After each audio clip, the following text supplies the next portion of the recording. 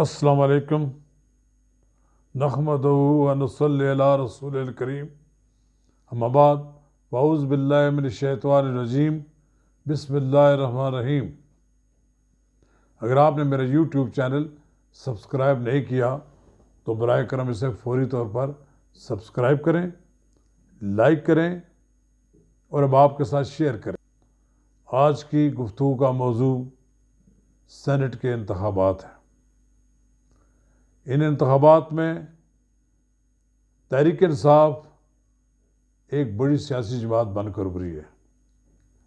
उसे ईवान बाला में 26 अरकान की हमायत हासिल होगी। 26 अरकान उसके मुंतखब हो गए हैं, लेकिन वो इस्लामाबाद की नशस्त पर, जनरल नशस्त पर नाकाम हो गई है। और ये इस नाकामी ने हुकूमत को हिला कर रख दिया। 169 वोट जनाब सैयद यूसुफ रज़ा गिलानी को मिले हैं, जबकि हुकूमत के उम्मीदवार अब्दुल हफीज़ शेख को 164 वोट मिले हैं। इस वक्त सेनेट में पाकिस्तान तहरीक इंसाफ को 26 नशस्तें हासिल होने की वजह से सबसे बड़ी जमात बन गई है, लेकिन उसे अक्सरियती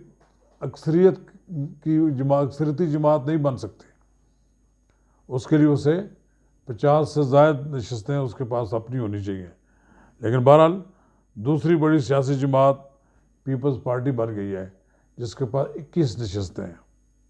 और पाकिस्तान मुस्लिम लीग नून के पास अब 17 नशस्तें रह गई हैं। वो अब तीसरे नंबर पर आ गई है। इस तरह दीगर जमातें भी हैं।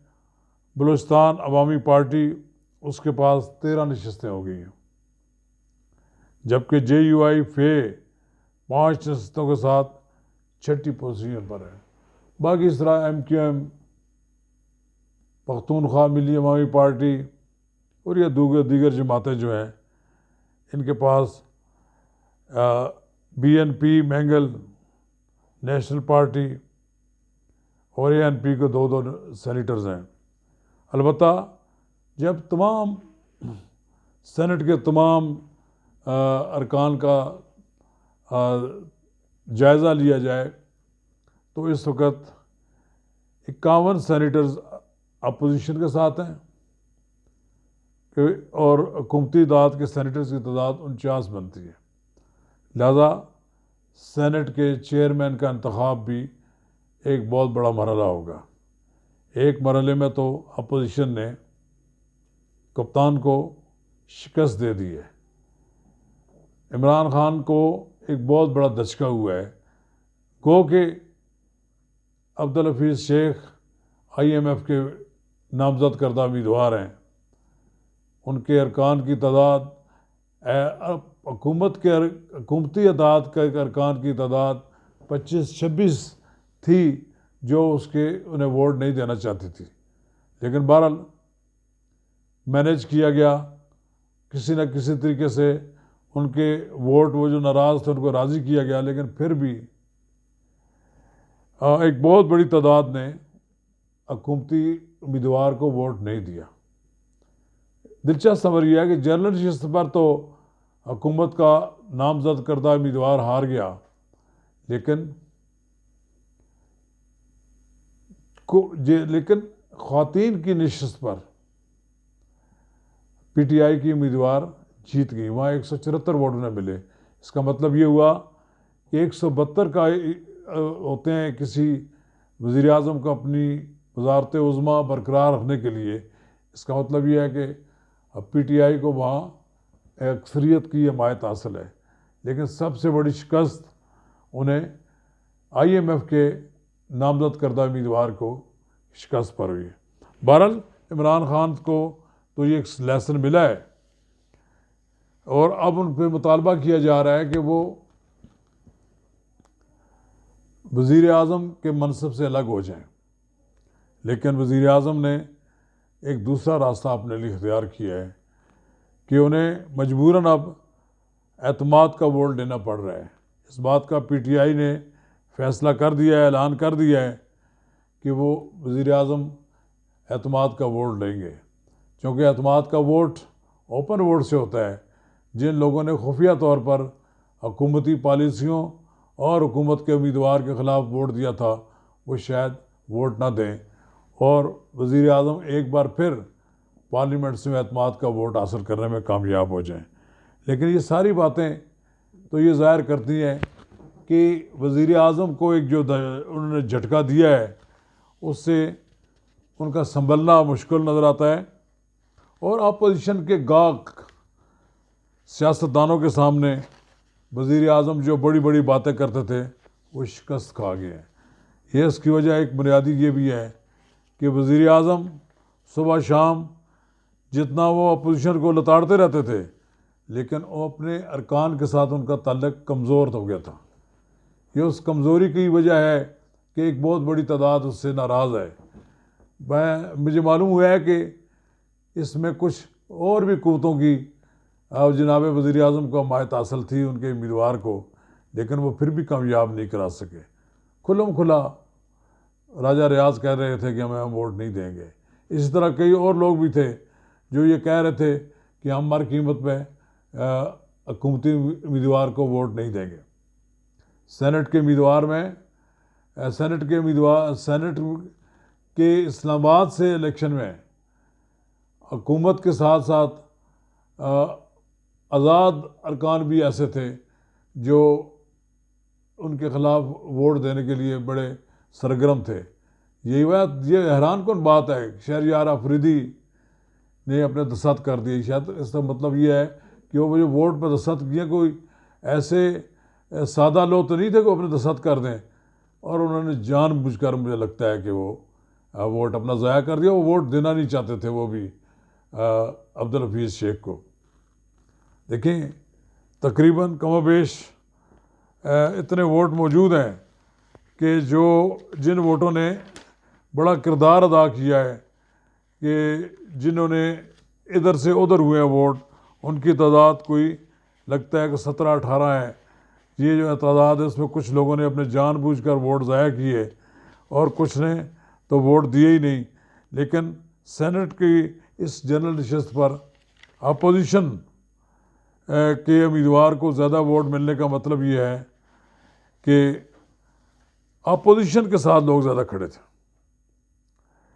अब हुकूमती इत्तेहाद के जमात के ही 7 वोट मुस्तरद हुए, जबकि 10 ने अपोजिशन के उम्मीदवार को वोट दिया। अब मुतालबा आ रहा है, मियाँ नवाज शरीफ ने भी ये बात कही है कि वज़ीर-ए-आज़म मुस्ताफ़ी हो जाएं। इसी तरह मरियम नवाज़ ने साबिक़ वज़ीर ख़ज़ाना इसहाक़ डार ने भी ये बात कही है कि जनरल नशस्त पर हारने के बाद इमरान नियाज़ी के पास लीडर ऑफ द हाउस रहने का कोई अखलाकी जवाज़ नहीं। यही बात नवाज शरीफ ने भी ये कहा है कि अब उन्हें मुस्ताफ़ी हो जाना चाहिए। ये बात अब वाज़ेह हो गई है कि इमरान ख़ान को जिस तरह शिकस्त देने के लिए आसिफ अली ज़रदारी ने सैयद यूसुफ रज़ा गिलानी को मैदान में उतारा है, अब वो चेयरमैन के भी उम्मीदवार होंगे। इससे ज़्यादा उनको चेयरमैन की नशस्त पर भी हुकूमत के लिए शिकस्त देना मुश्किल नज़र आएगा और खुफिया वोट के ज़रिए वो एक बार फिर इस नशस्त पर अपोजिशन का चेयरमैन मुंतखब होने का इम्कान है। इसलिए सेनेट में बड़ी दिलचस्प सूरत हाल पैदा हो गई है। आने वाले दिनों में सेनेट के चेयरमैन का इंतखाब 12 मार्च को जो होने का इम्कान है, उस रोज़ एक फिर नया मार्का होगा और इस दौरान एक बार फिर अपोजिशन हुकूमत पर अपनी बरतरी साबित करने की कोशिश करेगी। ये बहरहाल ये शिकस्त आगाज़ है इमरान ख़ान की रवानगी का। ये रास्ता ख़ुद इमरान ख़ान ने मुंतखब किया। अगर इमरान ख़ान चाहते कि IMF के वज़ीर ख़ज़ाना को कामयाब बनाना है तो उन्हें पंजाब से या खैबर पख्तूनख्वा से इलेक्शन लड़वा देते तो वो आसानी से जीत जाते। उन्होंने कौमी असम्बलीज़ में उनको इलेक्शन में लड़ा कर शिकस्त को दावत दी। अब इस शिकस्त कि उन्हें जो भारी कीमत बाद में अदा करनी पड़ेगी, ये उनके इक़्तिदार से रवानगी का पैगाम भी हो सकता है। लिहाजा सियासतदानों के सामने एक नो आमोज सियासतदान तो इमरान खान की शिकस्त जो है, ये सियासत में एक सबक है कि इन पुराने और गाहक सियासतदानों के साथ उनकी जंग जो है उसमें वो नाकाम हुए हैं और उन्हें अपनी शिकस्त को तस्लीम कर लेना चाहिए। बेहतर ये है कि वो दोबारा एतमाद का वोट लेने के बजाय दोबारा एक बार फिर अवाम की अदालत में चला जाए और वहाँ से एक बार फिर मैंडेट लेकर सारे लोग आएँ, ताकि पता लग जाए कि 2.5 साल के बाद इमरान खान की हुकूमत को लोग दोबारा वोट देते हैं या उसे मुस्तरद करते हैं। बहरहाल ये फ़ैसला इमरान खान ने करना है कि वो इज़्ज़त और तौक़ीर के साथ जाते हैं या वो चाहते हैं कि अपोजिशन के एजिटेशन के नतीजे में जाएँ। बहरहाल इसका हमें इंतज़ार करना पड़ेगा। अब अपोजिशन ने 26 मार्च को एजिटेशन के लिए तारीख़ मुकर्रर कर रखी है। ये तारीख़ पाकिस्तानी सियासत को बदलने के लिए बड़ी अहमियत रखती है। अब देखना यह है कि अपोजिशन 26 मार्च को जो लॉन्ग मार्च की कॉल देगी उस पर कितने अवाम निकलते हैं और कितनी ज़ोरदार तरीके के साथ लोग इस्लामाबाद की तरफ आते हैं। इसका ऐलान, इस पर अमल दरामद आने वाले दिनों में उस वक़्त होगा जब पूरे मुल्क से ये कॉल दी जाएगी, काफ़िले इस्लामाबाद की जानब चलेंगे। अब देखता ही है कि इमरान खान उन्हें रोकने में कामयाब होते हैं या इनकी आज खुद रवानगी हो जाती है। शुक्रिया।